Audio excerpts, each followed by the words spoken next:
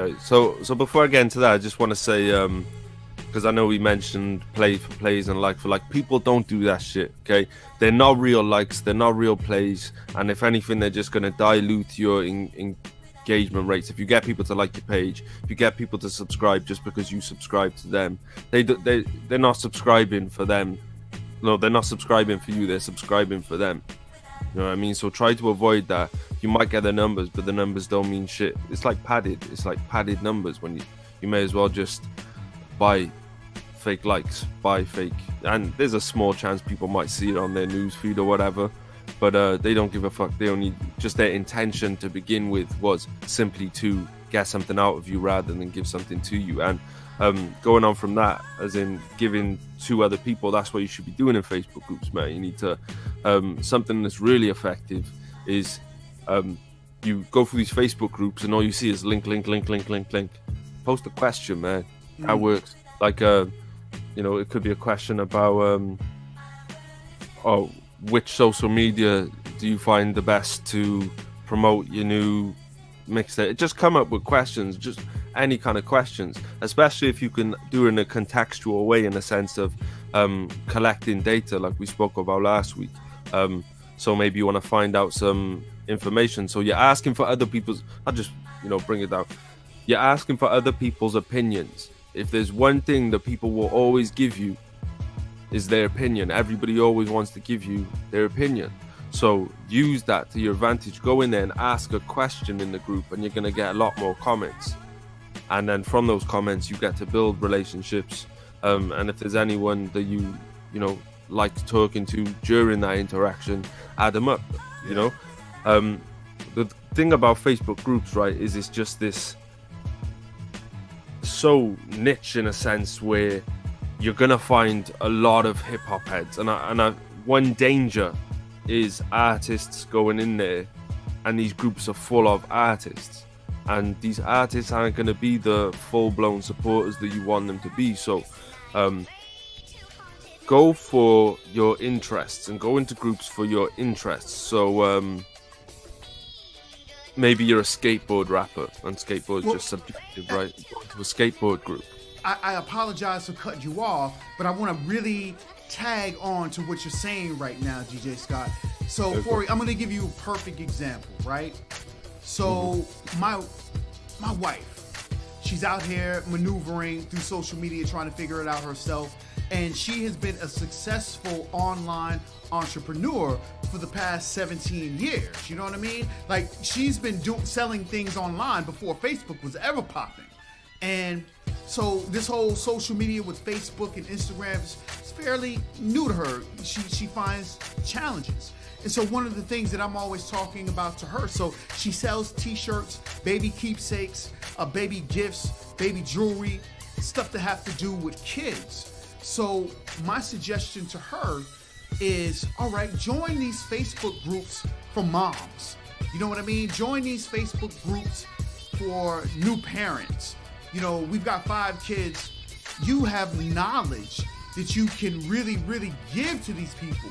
And you can, it's all about engaging with people on a one-by-one basis. So, and you can apply this to any field that you're in. DJ Scott was talking about music and artists. And so I wanted to give you the flip side with my wife's business and how she's able to maneuver through social media with these Facebook groups. You know what I'm saying? So let's just take it back to artists, for example. And I want to shout out an artist by the name of CG Kid. Salute to him. I always use CG Kid as the perfect example.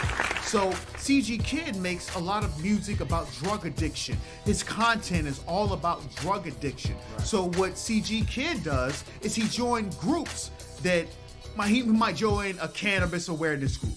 You know what I'm saying? And he'll go in the group and he'll build with people one-on-one, create true friends that he can relate to, and then those people on their own will go and find his content. And his content just so happens to be wrapped around drug awareness. You know what I mean? That's the name of the game. Whatever your business is about, You find the groups that are related to that, and you don't spam your business out there. What you do instead is show how you're interested in what those people in the groups have going on within the topics of that. So that's what I got to say about that, man. How you feel about this T.I.? Oh, excuse me, the O. 843theO.com. Nah, man, you guys actually said it. You know, DJ Scott, man, you actually said something I was gonna say. Like, most of these groups are just filled with rappers. You know, I can go on my Facebook page right now. I can log out of this live video, go hit the app, hit groups, and the first 10 groups are about music, promotion, South Carolina artists, worldwide entertainment, and I can go in each one of these groups and I can literally show you how many likes or shares or comments these links get. None. Okay, I'm lying. Maybe 1 or 2. You know what I'm saying? 5 or 6 at the most. But not, you know, exactly what you're looking for. So, you know, and then after that, it's just, you know, a lot of sex groups, a lot of bullshit. It's just a lot of spam groups out there. You know what I'm saying? So, yeah, you do have to, you know, narrow it down, like you said, to your interests, for one, and create real friendships. What I found helpful was just, you know, I just cut the face groups out myself as an artist. You know, I go with what P likes to call content marketing of my own. You know what I mean? I'm more, but at the same time, I'm more of a J. Cole. Like, I let the music do the talking. You know what I mean? Like, somebody had to show me how to hashtag and how to put up regular statements to not spam, because like P says, nobody gives a fuck about your music. Hey, hold on. I gotta say this. You know where I got that phrase from? DJ motherfucking Scott. That guy right there. Right. Okay. We're on a wavelength here. Guy. All of it. But yeah, nobody really cares about your music. You know what I mean? What people care about is your consistency. That's what I've learned. Yeah. And well, to tag along to what you're saying, not only consistency, people are selfish. I mean, at the end of the day, so if you're able to show an interest in something else that someone has deemed important to share, that is the biggest spark that you could ever have to create a relationship. It's one word that I've got to say. I'm going to spell it out for you. It's called reciprocity. I'm not going to really spell it because I'm not the world's greatest spelling bee champ, all right? But reciprocity, Google it. And the whole thing with reciprocity is, it goes back to the golden rule, back to my granny, man, doing unto others as you would have them do unto you. So here's what happens. When you show someone a true, genuine interest, then guess what? Now they, to a degree, feel obligated to return that back to you. That is what reciprocity is. So if you can learn, and I don't want this to sound manipulative, because it's not about that, because a true form of reciprocity is truly giving an interest in what someone else has going on. So if you can truly gain interest in what other people have going on, then they will truly gain interest into what you have going on. I mean, really think about it. Y'all are out here maneuvering through Facebook, and you go through your feed and you see the people that are engaging with you, then guess what? You just automatically, well, let me check this person out and see what they got going on, because they took the time to check me out. That's how reciprocity works. So if business owners would just, the smallest form of reciprocity could just be listening to what other people have to say and engaging with them without trying to sell something. Yep. That's it. Yeah. And I think something that tags along well with what we've been talking about is the idea that being a rapper is almost corny nowadays. You know what I mean? Like, if you meet a girl, right? You meet a girl and her parents ask you what you do for a living. You tell them you're a rapper, they're gonna go, oh my God.